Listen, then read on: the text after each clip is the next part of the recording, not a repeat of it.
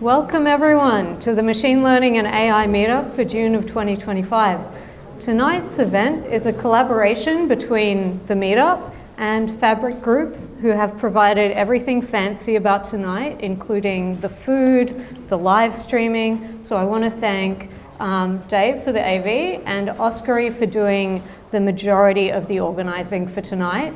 And look forward to welcoming our speakers from Fabric, Aman, Arvind, and Singh. So we've got a great event tonight following our usual format. We are right now at the announcements and AI news portion of the evening. Fabric's going to make some announcements of their own, and then we'll have the talk. And then remember this, because it won't come up again. At the end of the event, we go to tap 831, which is the closest pub, for dinner, if you would like to keep talking, keep networking. So, another two things I should say. Please don't smoke or vape in this room or anywhere in the building. No one has ever done this, but if you do, we will get fined a lot of money. The fire exit is the balcony. I think that is everything I have to say. So the announcements that we make every month are, would you like to give one of these talks? The Meetup relies on speakers giving talks. If you'd like to speak, you can go to mlai.melbourne/speak or talk to me or Jamie after the Meetup. And I'm not going to ask who's hiring because Fabric is hiring. They want to be the only recruiter at the event, so mob them afterwards. Announcements. PyCon, that is the world's premier Python conference in Australia, has a call for proposals out, and new this year they have a specialist track on data and AI. It's a lovely conference. I spoke at it last year. Tickets are like $900, but if you give a talk, then you get a free ticket.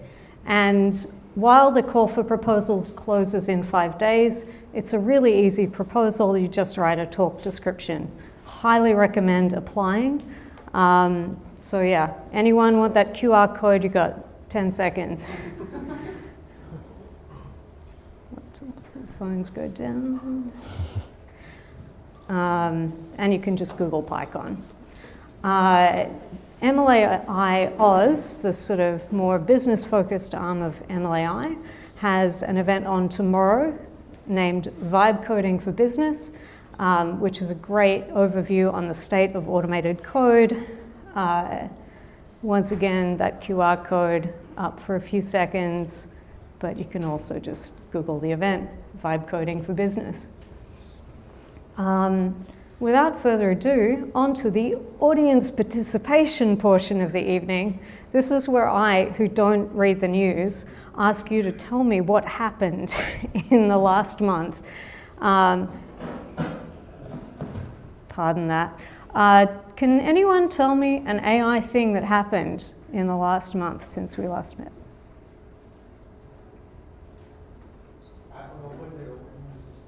Wait till you're called. I can't see you. Adam? So Claude 4 came out. Oh, I need to be typing this. Claude 4. Claude 4 with apparently it's the best coding model that's ever existed, as all of these things are the best. There's 4 new advanced features that I couldn't read in time to tell you, but essentially it's a much smarter system. Cool. Really good. Cool. All right. Everyone use Claude 4.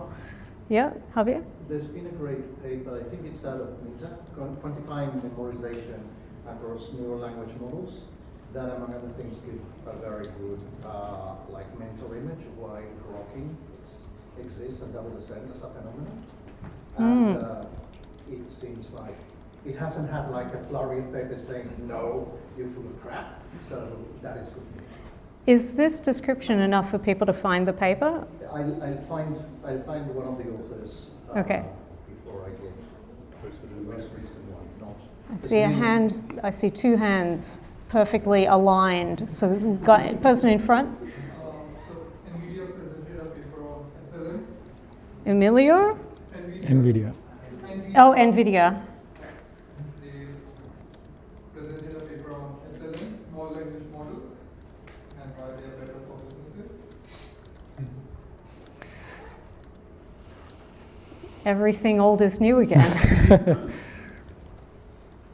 Okay. All right, and behind you? Apple opened the foundation models, like the apps can connect to their LLMs on their device. Sorry, can you say that louder? Apple opened up their foundation model, Oh, cool. so any apps can connect to their I'm very sorry. Main author is Morris, and the paper is actually titled "How Much Do Language Models Memorize?" Yeah.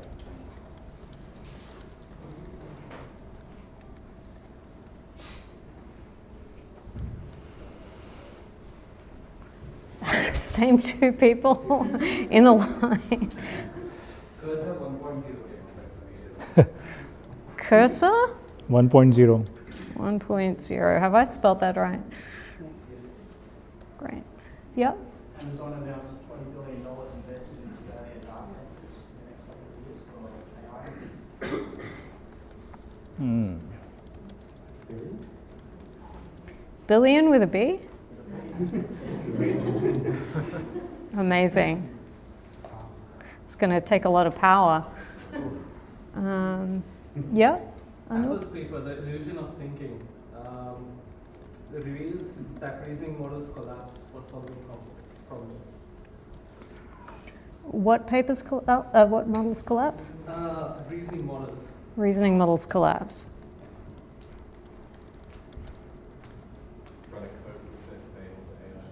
Cool. What else? One of the responses is authored by Claude Code, and it's called The Illusion of Thinking. this is what's made me think that, how much do language models memorize data is good, is that nobody is like attacking it. Or maybe it's a sign that everybody thought it was already the case. Anyway.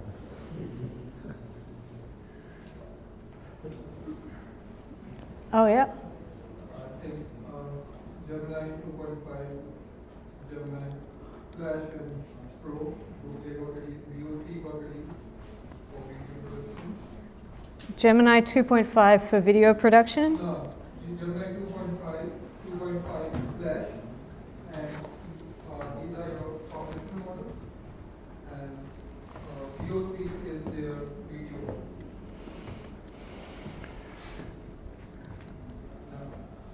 I'm sure I've gotten that wrong, but I can't hear you. Gemini 2.5 Flash and Gemini 2.5 Pro are foundational models. Oops, I can't select. Is the video model.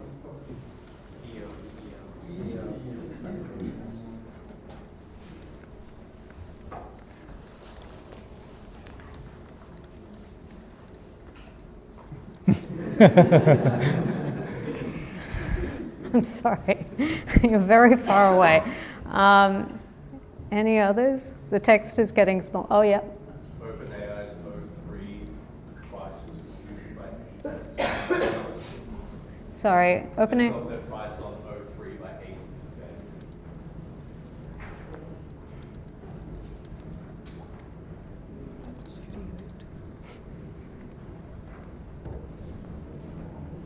Cool. Shapo, that's good. I reckon that's probably enough news. There was something that didn't happen. What didn't happen? OpenAI was going to release the open weight model, and they delayed it again.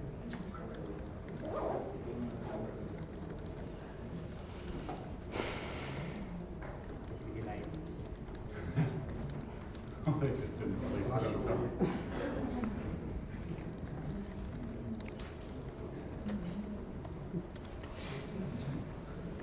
All right, next month, people with news sit closer to the front, my aging ears.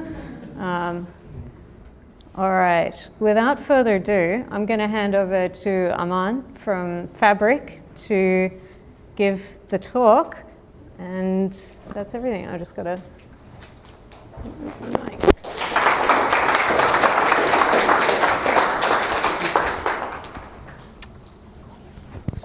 Thanks, Lizzie. Thanks everyone for joining us.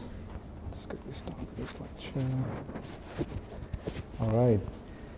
So I'll quickly go over the agenda. We'll start with a short description about Fabric. We'll give you an overview of what we are talking about, the trends, challenges, what is MLOps, how does it extend to FMOps and GenAIOps, FMOps, Foundation Model Ops, and GenAIOps. Then we'll have Arvind and Simran showing live demonstration of MLOps pipelines.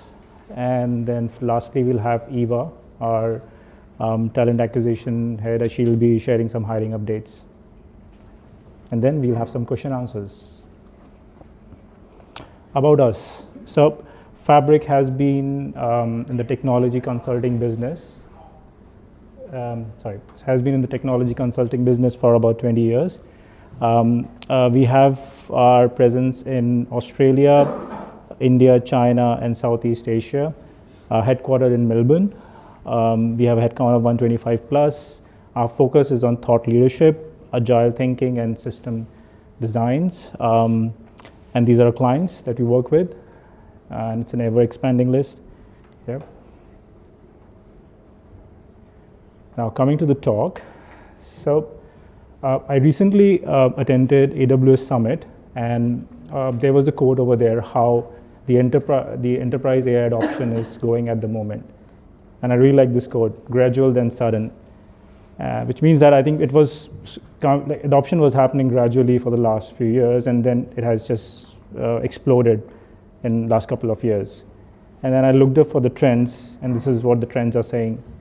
If you can look at it, since 2024, you can see around 85% growth in the adoption, and then you're expecting another, it go to 200% by the end of the year, and the trend is going to continue for the next year as well. Now, this means that everyone is focusing on solving their problems with AI, but are they really thinking about the process? That's where MLOps come into picture. We as an organization, when we partner with the customers, we help them focus on the process, not just the outcomes. Let's pick up a scenario of a squad. You have machine learning engineers in there. The task is to train a model or build a model, something like that, for a particular use case. Both of my machine learning engineers, they will start, one of them is working on feature engineering, and the other is working on model creation. They start on their own workstations. They will start, they'll start preparing some Jupyter notebooks, and they would want to collaborate. As a team lead, I may want to look at the stuff they are doing, work with them, and that's where the concept of governance, collaboration comes into picture. And then the tools we have for that, we have got GitHub as a repository for the Jupyter notebooks. Any data changes they are making, the data sets, they are being controlled in DVC, data version control. And as they train models, experiment, we would like to track it in something like MLflow. And this is how you would want the governance to be in place. And then finally, as an outcome of this process, you will have a model as a pickle file or a joblib file. You will containerize it and have an inference endpoint through an HTTP to be consumed by the clients. This is a very common process in a team working on an AI problem. Now, if you want to do it iteratively, like working as a team lead for my squad, I often had a challenge. My teammates, they were working on 27 different Jupyter notebooks to keep a track of the changes they were making. These three tools were really helpful for me throughout the journey. And it's not just you do it for one time. You have to do it time and time and again, every sprint, every day, to keep track of what is the impact in production environments and everything. Now, what are the challenges? So the first challenge is the data set. On a general, like my experience is, 60% of the time in a machine learning project is spent on cleaning up the data.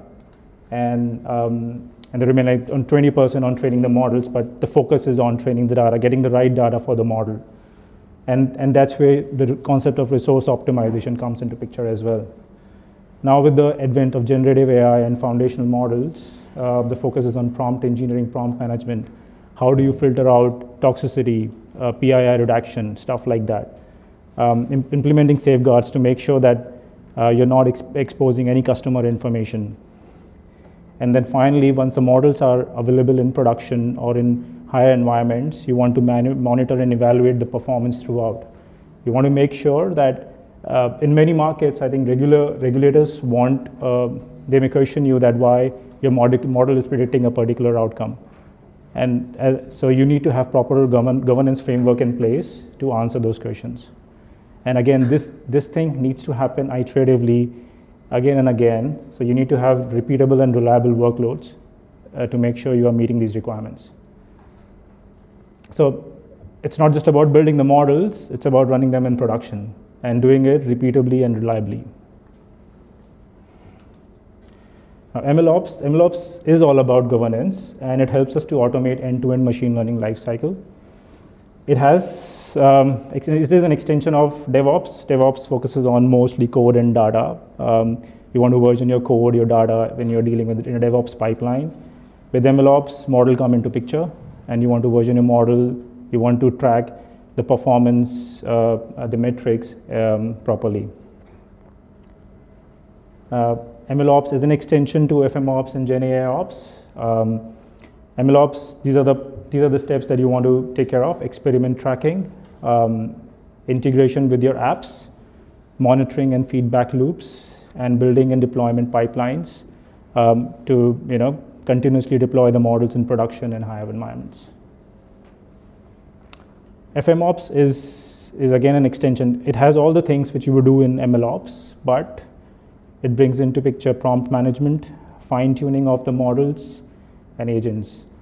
I'll give you an example. Like if we were recently working on an intelligent document processing use case where we wanted to try out some models to summarize documents for us, and we ended up like fine-tuning few and then comparing the results of them. And we want to have all these results available to us to take the right call, which model to go with. So all this, if it can be brought into a single platform to do all these things, track it from start to end over months of discoveries, that's where FMOps can help us. And GenAI is another extension. It probably covers most of the stuff we have in FMOps. Now, so that's why we define MLOps as a governance process to build models, tracking changes to code data in the models, deploying models without interruption in production, and then monitoring the performance of the models throughout.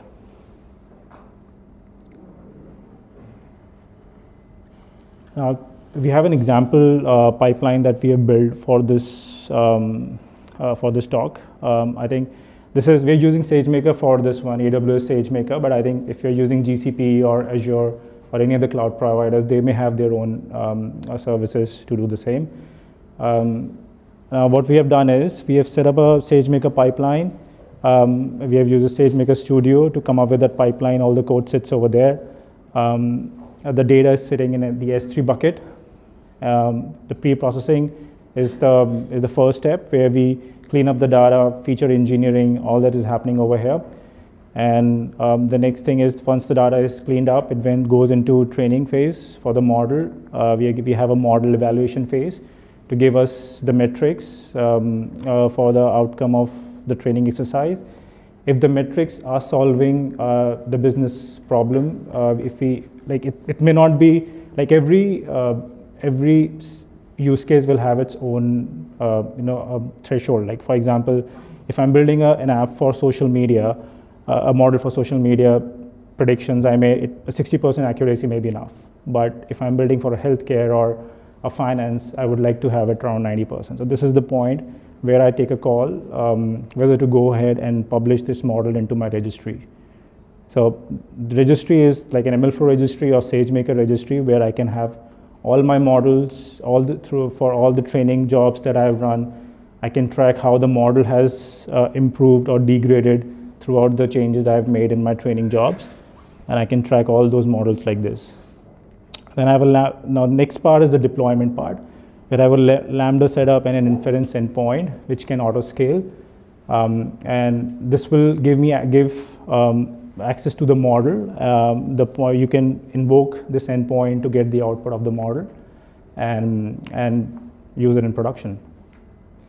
I'll have Arvind to demonstrate it on SageMaker. We have built some pipelines now. I'll call him up. Over to you, Arvind. Thank you, Aman. Hello, everyone. Yep. So now we are going to see MLOps in action using SageMaker Studio. So I'll start with just demonstrating the data.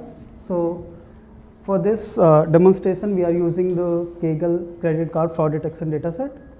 And in order to figure out the fraud transaction, we need mostly the 5 things: transaction ID, date and time, customer ID, terminal ID, and transaction amount. Using this data set, they have masked most of the PII data, and we have now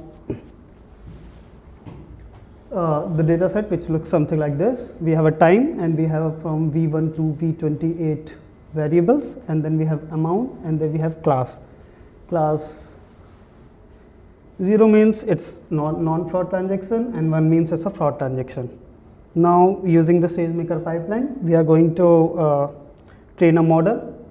Let me go to the SageMaker. So this is our pipeline. As part of pipeline, we have the first step, which is a pre-processed data, which mostly splits the data set into 2 parts.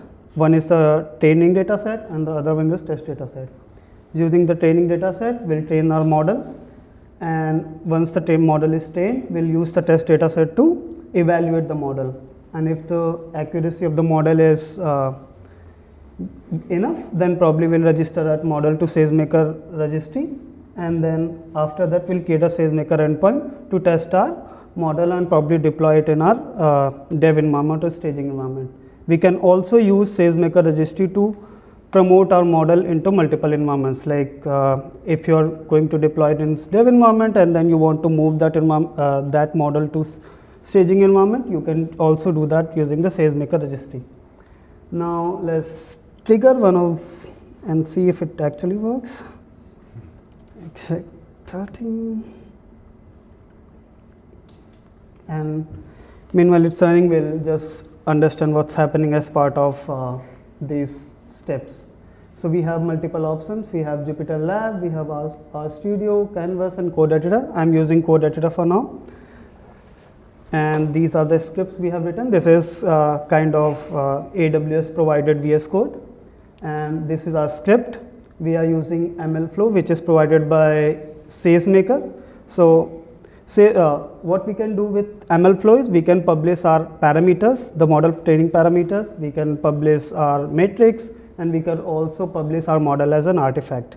The same thing you can do with the like promoting your models using MLflow, but currently we are using SageMaker registry for this.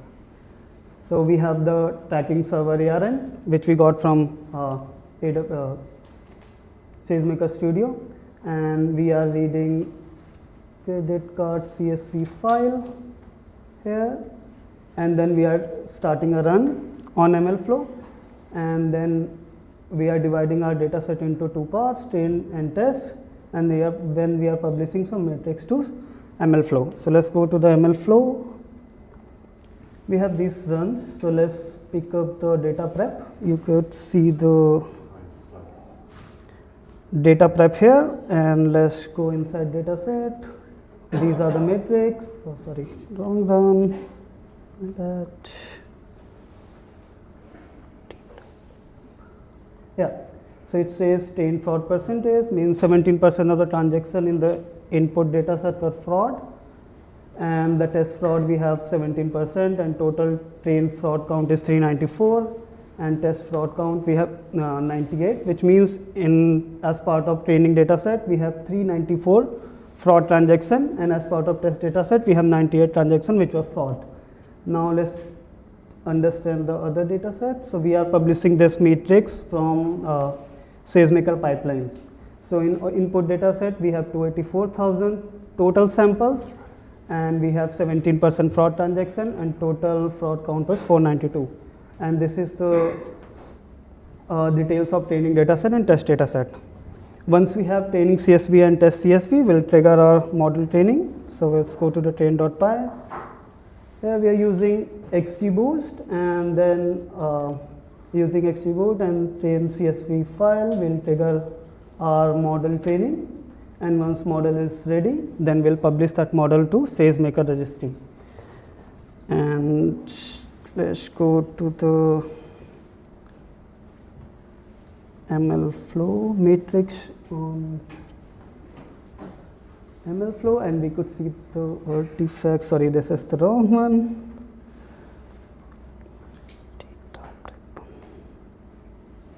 So this is the training matrix, and if we go to the model matrix, got it. Okay, cool. So these are the weights. So these are the features which we have given as part of our training data set, and this file defines the weight. What feature is most important? Yep. Okay, sure. Yeah, cool. So if we can see, V14 has the more weight, S133. We can also see the pictures. So these are the weights for all the features which we have in the data set. And as part of the pipeline, we have the next one, which is model evaluation, where we use the test CSV and then we test our model. And as part of this step, we are publishing we are using the evaluate.py, same thing, and then we are loading the model, and we are giving the test data set, and then we are publishing the classification report. So let's understand the classification report. Okay. Artifacts. So this is our classification report: precision, recall, FN score, and support. We have accuracy here, which is 99% of the trained model, and based on this accuracy or these metrics, we can decide if we need to promote our model or not. And SageMaker pipeline supports conditional step, where based on the condition we can decide what to do. So if our accuracy is more than 90%, probably we'll go and publish that model to SageMaker registry, and otherwise we'll fail the pipeline here. So that's the evaluation failed here. And let's go to the model registry. So you can publish model based on the status. Either you can say it is approved, or you can say pending for approval, and someone has to go to SageMaker registry manually and then approve that model, so it can be deployed on SageMaker inference endpoint. So let's understand the models. Because I've already validated the accuracy, so these are the models which I've published using SageMaker pipeline, and this is the model group. And once model is approved, we can deploy it. So let's go to the version 4. You will have a deploy button here. Once you click on the deploy button, it will create an endpoint. So we have already created an endpoint using SageMaker pipeline. And this URL is active, but we can test our model here itself. While publishing the model, I have given that it takes input data as CSV, so we'll test our, now we'll test our model. So let's check one of it.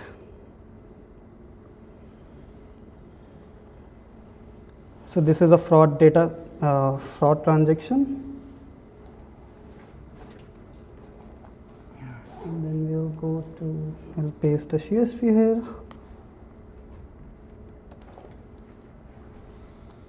It says 99% accuracy that this model is, this transaction is fraud.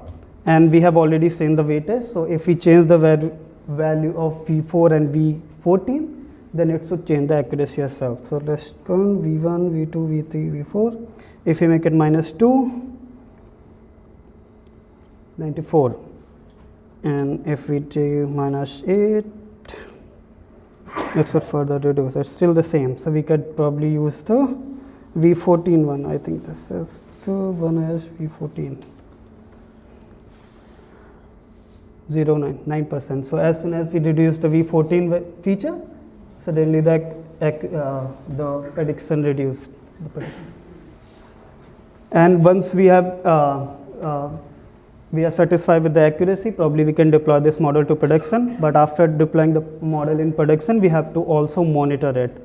So SageMaker has something called baseline metrics. So when you train your model using trained CSV data, and then you can use the training data to come up with the baseline metrics. So I'll just show you how we can create a baseline metrics.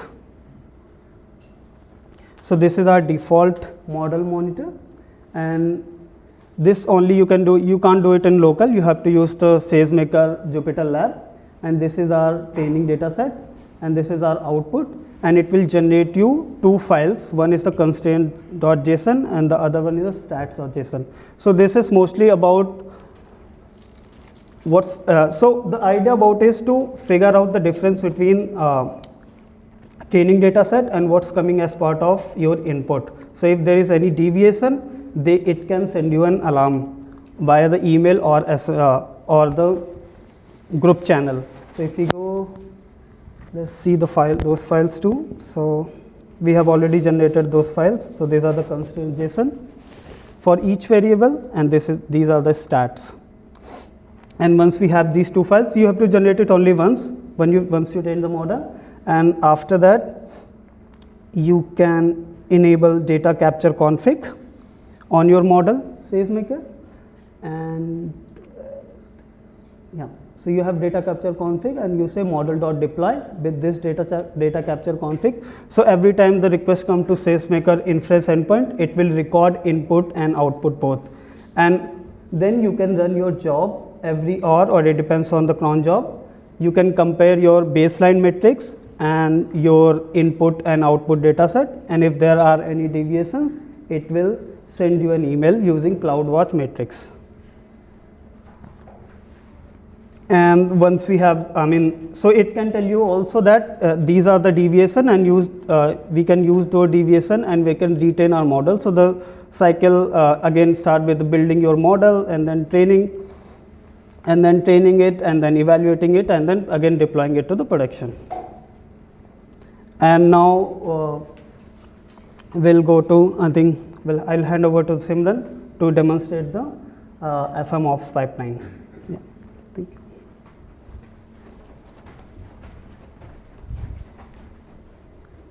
Hello everyone. Now I'm just going to demonstrate, talk a little bit about foundation models and foundation models ops. So what are basically foundation models? So foundation models are these pre-trained models which are trained on very massive data sets, and they are trained using a broad spectrum of generalized data and unlabeled data. And it can be used for various general tasks such as understanding language, generating text, generating images, or conversing with like a chatbot. So just going over here, sorry.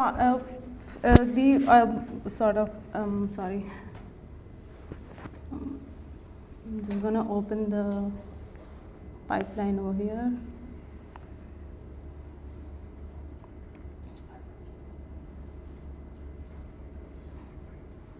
So basically the use case we are trying to cater for here is that we can use these foundation models and train them with our business specific, domain specific data, and use that as specialized generative AI apps. So it's very easy to do with Amazon Bedrock. So it gives us access to a bunch of foundation models over here, as you can see. So it's listed here: Meta, DeepSeek, Hugging Face, and etc. I'm just going to go to the pipelines and show you one of these pipelines. So this pipeline is created for fine-tuning a basic a foundation model. The foundation model we are using here is the Titan text model, and the use case over here is, so we are using a large data set which has some 300,000 articles data from CNN and daily news, and we are training the model which will then be used for summarizing these articles. So this is the pipeline. Currently the AWS regions in Australia do not have this capability enabled for training the model. So I'm just going to walk you through step by step what this pipeline is doing over here. So the first step over here is data load. So in this step we are slightly massaging the data, and since the base model which we are using, Titan text, it needs a customized prompt to be added to each of the data set.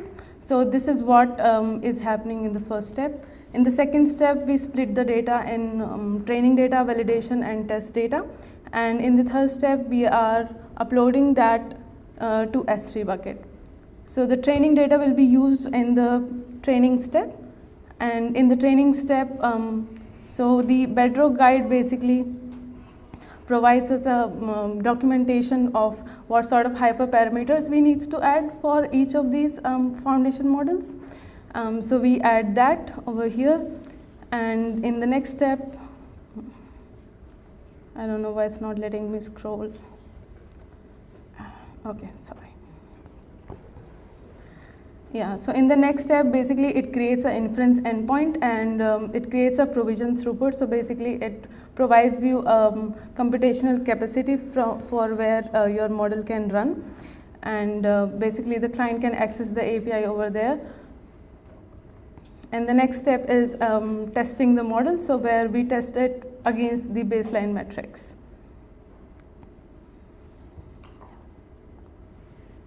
Yeah, what?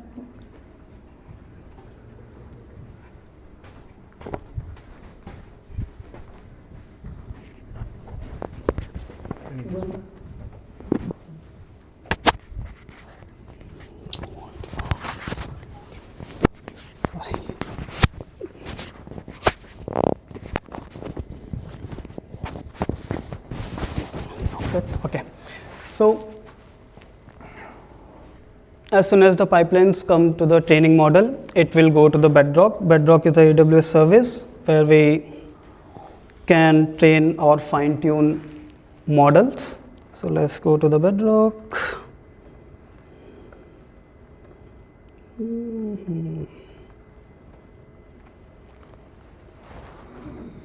We have custom models because we are fine tuning a model. And as soon as we trigger the job from pipeline, we can see the job here.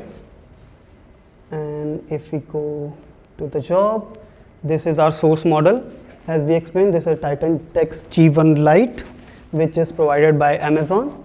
And this is our input location. And this is our validation data set. And once model is ready, and these are the hyperparameters, number of epochs, learning rate, and batch size. And once the model is ready, we can also see that model here. And in order to validate our training or our model, this is not a classification model where we can do is it true or false or 0 or 1. So they have something called Evidently AI. Evidently AI. So you can actually create a script processor in SageMaker pipeline, which will use the provided model from Google or ChatGPT, which you can use to validate your model or the toxicity level, the hallucination, and those script processor will you can see the jobs in SageMaker. So if I go to SageMaker, let me just open it somewhere. Yeah. Oh, this is very stupid.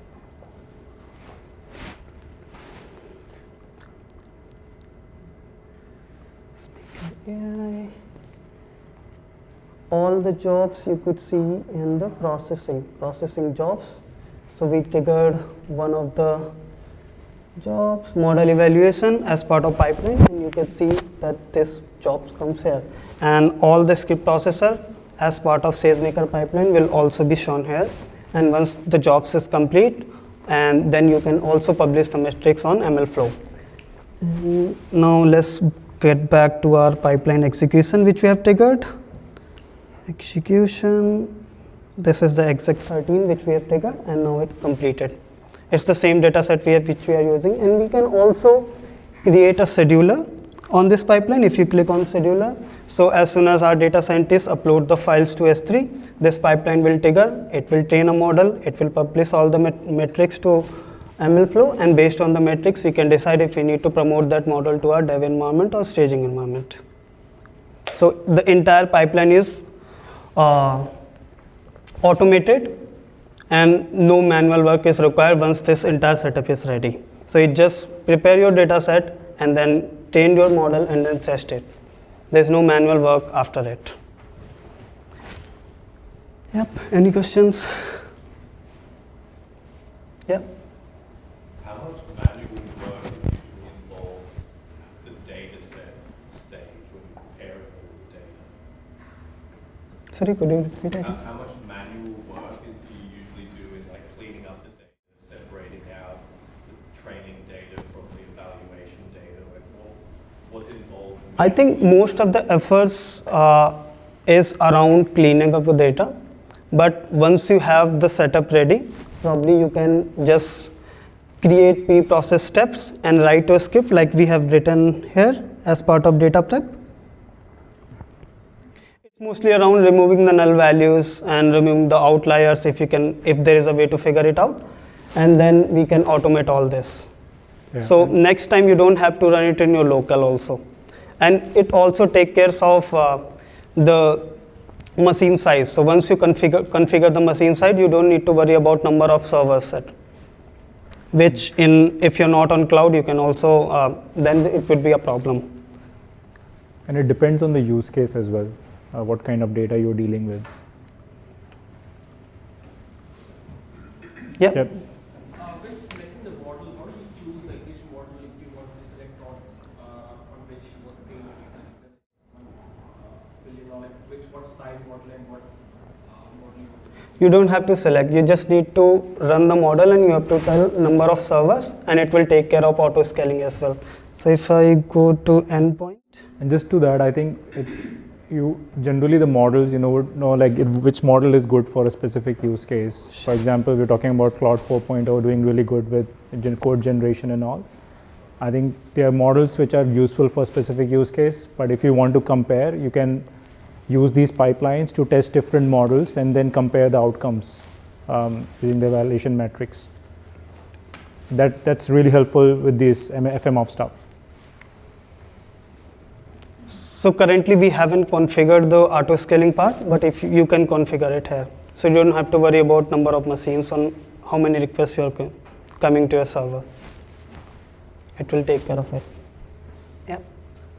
Back to that, guys. Hmm. So in terms of the features, Hmm. original data set, Hmm. how do you choose which features to include in the model? So that is called PCA, Principal Component Analysis. Yeah. And in our case, we are using XGBoost, which is taking care of all this. Yeah. Yeah. You have the ability to set up committees of models where you have a series of models that might all operate. Yeah. So that's called variance. Currently, all the traffic is going to model this. But if you want to do 50-50, 50-30 and all, you can also do. You can add one more model or one more variant, and you can divide the traffic. It's like in ChatGPT, if you go, they will give you the two different options, and then you have to provide the feedback, which one is good. So that's one of, that's their way of testing their models. Yeah. First of all, great presentation and great demo. I wanted to ask something regarding model monitoring. Mm-hmm. I guess you do the model monitoring or model drift detection based on the baseline metrics Correct. defined, right? Yeah. What happens instead of the baseline metrics, does the model still get promoted to production, or does that require manual intervention? So that you can configure. So if I go to the pipeline, so this is our eval step, and let's go to the conditional step. I'm just reading that JSON file. I'm just doing metrics.accuracy, and write is 0.9, which is 90%. You can configure whatever you need as part of your pipeline. Yeah. Anyone else? Yeah. Out of curiosity, in the test data, what was the data dimension the model decided to put most weight on? What did that represent? That is, if you go to data prep, there is a variable called test size 0.2, which is 20%.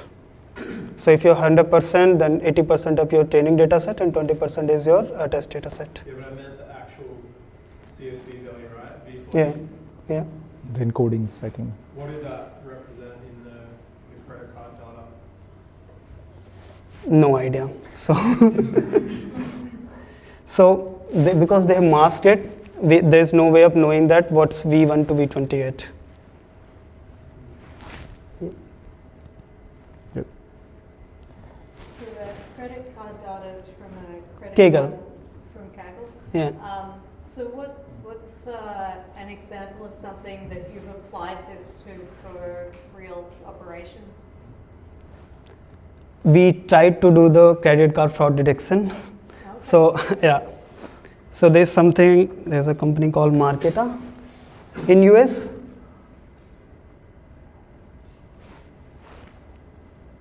And they have all the transaction data. So, because we don't have the actual data set because of the PI information, and they also provide the, if you go to core API,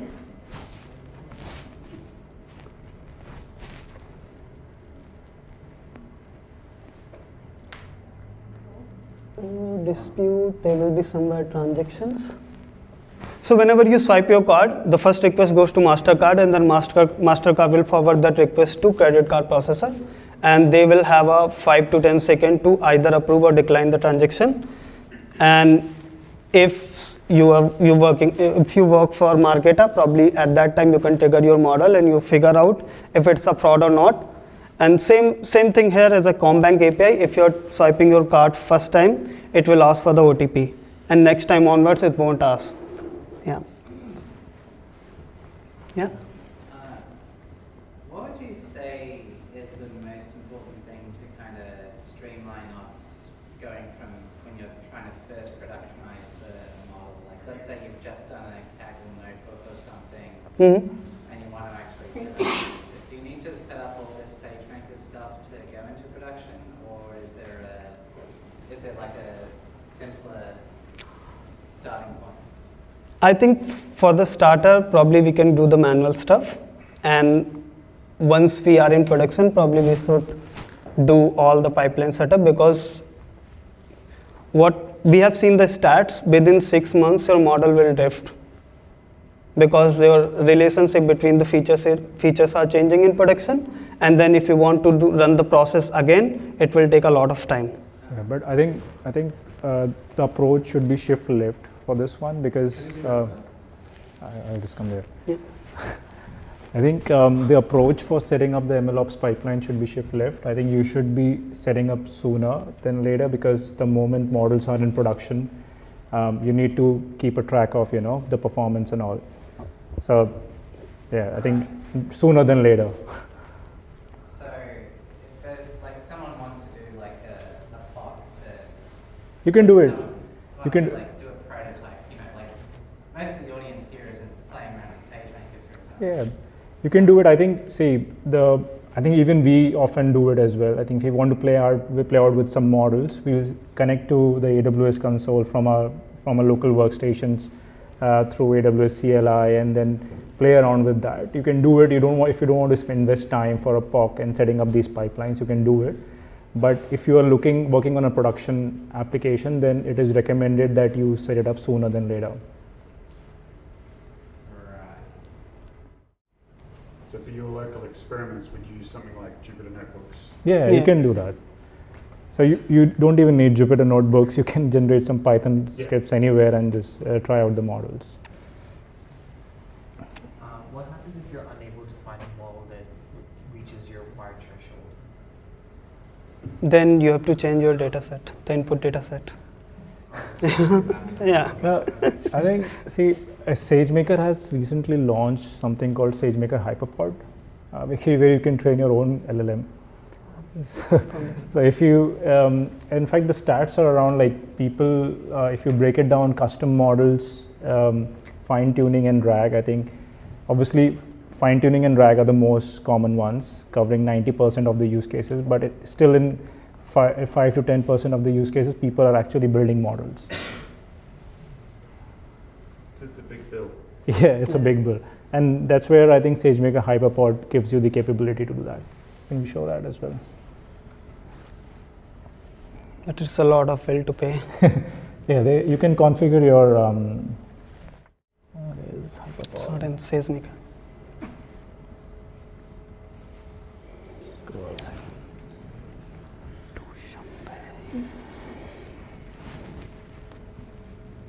Hyperpod clusters. You can set up your clusters over here and start training your own model. Question. Your colleague mentioned some of these steps are not available in Australia. Is that correct? Yeah. Yeah. Okay. And would that be a problem for some projects requirements they have? Yeah. See, I think it's kind of a niche space as of now. I would expect a lot of these models to be available in coming days, but at the moment, I think you're trying out one of the custom model feature is not available for fine tuning the model. But if you want to build RAG pipelines and all, then it should be fine. But if you want, is it not available? Is it because of data? I think that's an AWS question to ask. But yeah. But if you want to try it out, yeah, that's why they're building those data centers. Maybe $20 billion, isn't it? but if you want to try it out, you can just go to US East or US West. You should be able to access it. Change the region. Yeah, but I thought maybe a project has a requirement of data residency or something like that. I mean, it's also got a magic wand that can create. You can, I think, see what we have seen, if we need a particular service to be available in the region, we can request, like some organization, they can go reach out to AWS and based on their license, they can request them to make it available. And they do that. That's the experience we have.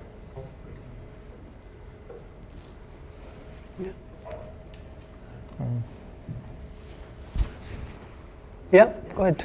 Sorry. So earlier you mentioned that it would be nice to set up this pipeline as early as possible, but there's also a conflict with people like doing models. For example, they might want a little bit more flexibility, like, oh, I see this model's not working. I might need to put in a new feature, so I need to edit my script, edit my query to put in a new feature. But if like they are doing the entirely manual way, it's probably very simple to make the edit. But if you already set up the pipeline, then you need to, the data processing is a script separate from the training script, and you need to add a training, make the changes in the data processing script. But then it needs to be saved into the table. So now you need to update the schema of the table just so that the data can be passed into the model. So how would you say is the balancing point where you can maintain both the flexibility and like the robustness of setting up the pipeline? See, I think that's where the challenge is. And see, with AI, I think there are a lot of new roles coming into picture. Something like AI governance officer. He would want you, whatever approaches you are taking, he would want that to be streamlined and governable. So, I know it's for as an engineer, it is very tedious for me to set up these pipelines, and it will be a lot easier if I can just code on my workstation, if I don't even have to check in code. But again, I think in an enterprise setting, you have to take care of these things. And it's a one-time investment. Once it is set up, then it works like a well-oiled machine.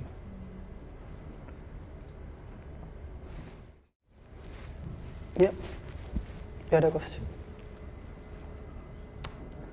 Yeah? Oh yeah, I just another question about the training data. So there was an example that had like 300,000 CNN articles, was it?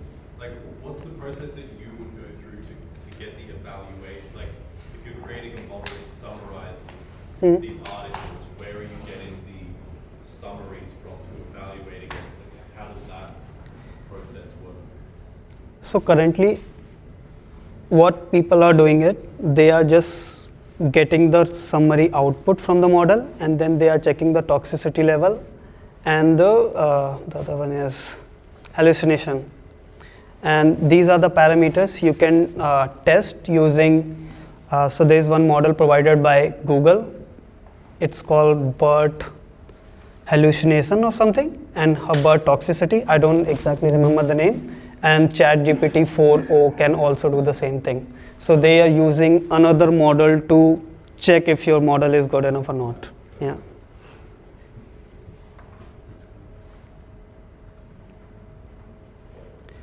Just wanted to call out, this is just for the reference. Yeah, the marketer thing. Yeah, just for reference. Yeah. Yeah, probably we'll not need ML engineers anymore, isn't it? Yeah. We'll have the agents doing it for us. All right, any more questions? I'll ask Eva for the hiring updates. Just 1 more minute, sorry. He wants to talk about something else as well. Yeah. So now let's say if you want to expose your inference endpoint as an API, probably you can just put a service, either Lambda or ECS or EKS on top of it, and then you export that using API gateway, and then you are done. That's the perks you have when you're deploying all these things on cloud provider. So you don't have to worry about anything else. And probably you can just provide API as a service, which other credit card processor can use it. Cool. Any questions? Yeah. And we can pass it on to Eva then. All right, Eva. Thanks, everyone. Yeah, thank you.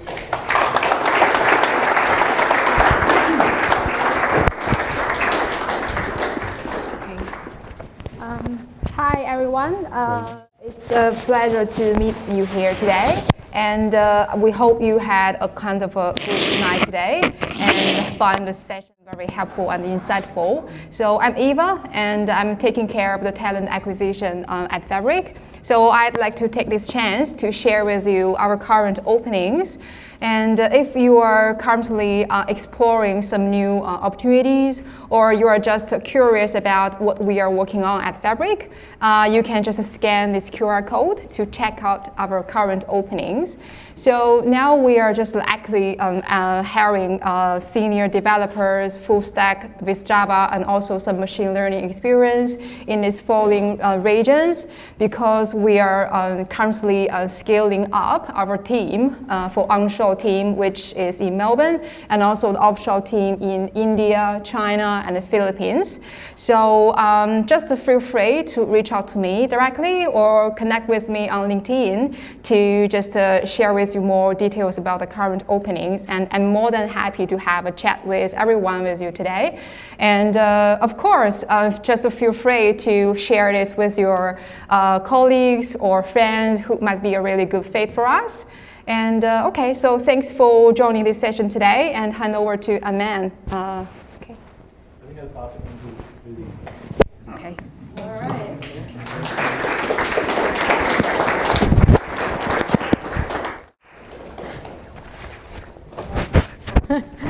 Thanks, Lil. Yeah, sorry, I was cold. I put my jacket on.